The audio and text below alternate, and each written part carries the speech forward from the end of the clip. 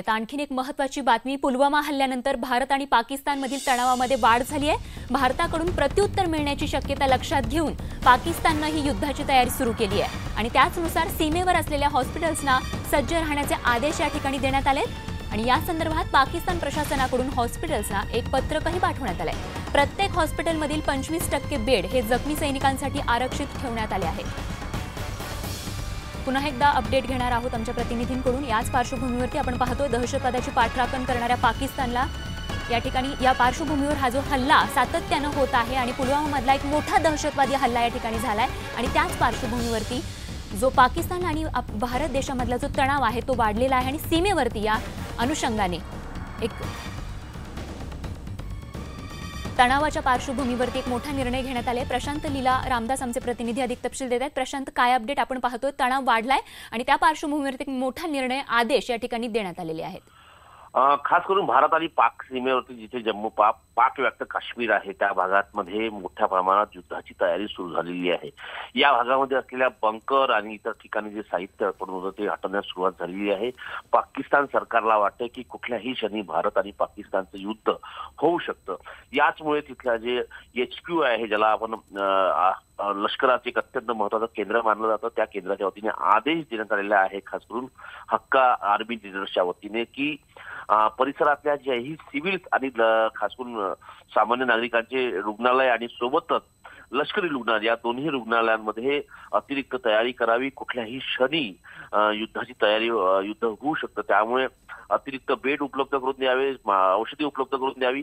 दुसरीकडे खास करून लष्कराच्या वतीने या भागामध्ये ज्या चौक्या होत्या दहशतवादी गटाच्या त्या हटवण्यास सुरुवात झालेली आहे आणि त्या हटवून दुसऱ्या ठिकाणी कशा स्थलांतरित करता येईल याचाही प्रयत्न देखील पाकिस्तानच्या वतीने सुरू करण्यात आलेला आहे।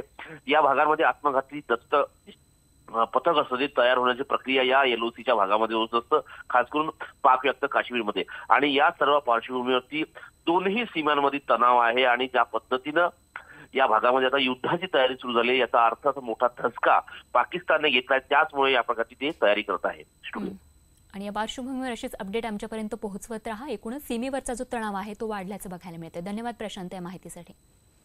आणि आता बघा देशविदेशातील आणखीन काही महत्त्वाच्या बातम्यांचा वेगवान आढावा। काश्मीर सोपोर भागातील वारपोरा भागात भारतीय लष्कर आणि दहशतवाद्यांमध्ये चकमक सुरू आहे। वारपोरा भागात 2 ते 3 दहशतवादी लपल्याची शक्यता वर्तवली जाते आणि त्याच पार्श्वभूमीवरती लष्कर, CRPF आणि काश्मीर पोलिसांकडून गोळीबार सुरू आहे। तर पहाटे 3 पासून ही चकमक सुरू असून संपूर्ण परिसर रिकामा करण्यात आला आहे। 2008च्या मुंबई हल्ल्याचा सूत्रधार दहशतवादी हाफिज सईद याच्या संघटनेवर पाकिस्तानमध्ये बंदी घालण्यात आली आहे। हाफिज सईदची संघटना जमात-उद-दावा आणि त्याला रसद पुरवणारी संस्था फलाह-ए-इन्सानियत फाउंडेशनवर बंदी घालण्याचा निर्णय पाकिस्तानने घेतला आहे। पुलवामातल्या दहशतवादी हल्ल्यानंतर भारताविरोधात दरपोक्ती करणाऱ्या पाकिस्तानला धडा शिकवण्यासाठी भारताने मोठा निर्णय घेतलाय। सिंधू कराराव्यतिरिक्त पाकिस्तानला मिळणारं पाणी रोखण्याचा निर्णय भारत सरकारने घेतलाय। केंद्रीय मंत्री नितीन गडकरी यांनी ट्विट करून पाकिस्तानचं पाणी अडवल्याच्या निर्णयाची माहिती दिली। सिंधू करारानुसार भारताच्या वाट्याचं पाणी अडवून ते दुसरीकडे वळवण्याचा निर्णय भारताने घेतलाय। पुलवामातल्या आत्मघातकी हल्ल्यात CRPFचे 40 जवान शहीद झाले, पण या हल्ल्याची माहिती उशिरा मिळाल्यामुळे पंतप्रधान नरेंद्र मोदी नाराज झाल्याचं समजतंय आणि या दिरंगाईबद्दल पंतप्रधान कार्यालयानं राष्ट्रीय सुरक्षा सल्लागार अजित डोवाल यांच्याकडे स्पष्टीकरण मागितल्याची माहिती सूत्रांनी दिली आहे। लोकसभा निवडणुकीची आचारसंहिता लागू होण्याआधी धनगर आरक्षणाबाबत केंद्र सरकारकडे शिफारस करणार असल्याचं सांगत मुख्यमंत्र्यांनी पुन्हा धनगर नेत्यांची बोलवण केली आहे। आरक्षणाच्या मुद्द्यावरून धनगर समाजाच्या शिष्टमंडळानं मातोश्रीवर जाऊन शिवसेना पक्षप्रमुख उद्धव ठाकरे आणि त्यानंतर वर्षावर जाऊन मुख्यमंत्र्यांची भेट घेतली। मातोश्रीवर हिंगोली लोकसभेच्या जागेसाठी जोरदार राडा झाला। हिंगोली लोकसभा मतदारसंघासाठी जयप्रकाश मुंदळा यांच्या नावाला पदाधिकाऱ्यांचा विरोध दर्शवत या ठिकाणी गोंधळ झाल्याचं बघायला मिळालं। नागपूर नाट्य संमेलनात मानापमान नाट्यही सुरू झालंय। नाट्य संमेलनाच्या आयोजनात नागपूर महानगर शाखेला डावललं जात असल्याचा आरोप महानगर शाखेचे अध्यक्ष सलीम शेख यांनी केलाय। पुण्यातील आंबेगाव तालुक्यातील जाधववाडी इथे 6 वर्षीय मुलगा बोरवेलमध्ये पडला होता। तब्बल 16 तासानंतर रवी पंडित मिल या मुलाला बाहेर काढण्यात बचाव पथकाला यश आलंय। 200 फूट खोल असलेल्या बोरवेलमध्ये हा मुलगा अडकला होता। राज्य सरकारी कर्मचारी अधिकाऱ्यांना 7व्या वेतन आयोगानुसार मार्चमध्ये हे वेतन मिळणार आहे. मात्र 5.5 लाख शालेय आणि पदव्युत्तर शिक्षकांना 6व्या वेतन आयोगानुसारच वेतन मिळणार आहे. शिक्षण विभागाकडून याबाबत प्रस्ताव पाठवण्यात आला असून एप्रिल महिन्यात शिक्षकांना 7व्या आयोगानुसार वेतन मिळणार आहे. राज्य शासनाने इंग्रजी माध्यमांच्या शाळांच्या विविध मागण्यांकडे दुर्लक्ष केल्याच्या निषेधार्थ federation of school association of महाराष्ट्रच्या वतीनं 25 फेब्रुवारीला राज्यातील इंग्रजी शाळा बंद ठेवण्याचा निर्णय घेण्यात आला आहे. चेंबूर ते वडाळा पहिल्या टप्प्यात धावणारी मोनोरेल वडाळा ते महालक्ष्मी इथल्या संत गाडगे चौकात लवकरच धावणार आहे. फेब्रुवारीच्या शेवटच्या आठवड्यात किंवा मार्चच्या पहिल्या आठवड्यात ही लोकल धावण्याची शक्यता आहे. मुंबई रेल्वे विकास महामंडळाच्या MUTP 2 योजनेअंतर्गत ठाणे ते कुर्ला 5व्या आणि 6व्या मार्गिकेचं काम पूर्ण झालंय. परंतु दिवा ते ठाणे 5वी आणि 6वी मार्गिका प्रचंड रखडली आहे. तसंच कुर्ला ते CSMT 5वी आणि 6वी मार्गिका, पश्चिम रेल्वेचा मुंबई सेंट्रल ते बोरिवली 6वा मार्ग देखील रखडलाय. विद्यापीठ अनुदान आयोगाच्या नियमानुसार PhD दिल्यानंतर महिनाभरात प्रबंध शोधगंगावर प्रसिद्ध करणं बंधनकारक आहे. मात्र मुंबई विद्यापीठानं 10 वर्षात फक्त 12 प्रबंध शोधगंगेवरती या ठिकाणी प्रसिद्ध केलेत आणि त्याचमुळे हजारो PhDंच्या वैधतेबाबत प्रश्नचिन्ह निर्माण झालंय. लाचखोर आणि वादग्रस्त अधिकाऱ्यांमुळे पोलीस दलाची प्रतिमा मलिन होत असल्यानं सुधारण्यासाठी पोलीस आयुक्त सुबोध जयस्वाल यांनी धडक मोहीम सुरू केली. यामध्ये 3 पोलीस अधिकाऱ्यांना मुंबई पोलीस दलातून निलंबित करण्यात आलंय. क्षमतेपेक्षा अधिक माल वाहतूक करून अपघाताला निमंत्रण देणाऱ्या अवजड वाहनांवर कारवाई करण्यासाठी CCTVची मदत घेण्यात येणार आहे. अतिभाराची वाहतूक केल्यास चालकासह संबंधितांवर FIR दाखल करण्यात येणार आहे. जून ते सप्टेंबर या कालावधीत 750 मिमीपेक्षा कमी पर्जन्यमान असलेल्या महसूल मंडळातील 50 पैशांपेक्षा कमी पैसेवारी असलेल्या 931 गावांमध्ये दुष्काळ सदृश परिस्थिती जाहीर करण्यात आली. या गावांमध्येही 8 उपाययोजना राबवण्यास सुरुवात करण्यात आली आहे. सिडकोने मेट्रोच्या 2ऱ्या आणि 3ऱ्या टप्प्याचं काम स्वतंत्र कंपनी स्थापन करून मार्गी लावण्याचा निर्णय घेतलाय. मेट्रोच्या उर्वरित 2 टप्प्यांसाठी 2,820 कोटी आणि 1,750 कोटी रुपये खर्च अपेक्षित आहे. अरबी समुद्रातील प्रस्तावित शिवस्मारकाच्या कामाला सर्वोच्च न्यायालयानं दिलेली स्थगिती उठवण्यासाठी लवकरात लवकर सुनावणी घ्यावी यासाठी राज्य सरकारनं केलेली याचिका सर्वोच्च न्यायालयानं गुरुवारी फेटाळली. त्यामुळे शिवस्मारकाच्या कामाला असलेली स्थगिती तूर्त कायम राहणार आहे. भिवंडी शहरातल्या वराळा तलावात हात बांधलेला तरुणाचा मृतदेह सापडलाय. हा मृतदेह संपूर्णपणे कुजलेल्या अवस्थेत असल्यानं त्याची ओळख पटवणं पोलिसांना अवघड जात आहे.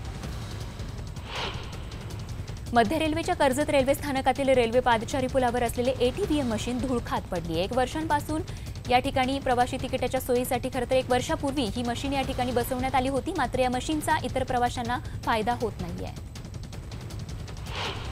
वर्षभरापूर्वी 1.5 कोटी रुपये खर्चून तयार केलेला सिमेंट कॉन्क्रीटचा रस्ता अंबरनाथमध्ये खोदण्यात आलाय. अंबरनाथ पालिकेच्या नियोजन शून्य कारभाराचा हा नमुना महालक्ष्मी नगर गॅस गोडाऊन भागात बघायला मिळतोय.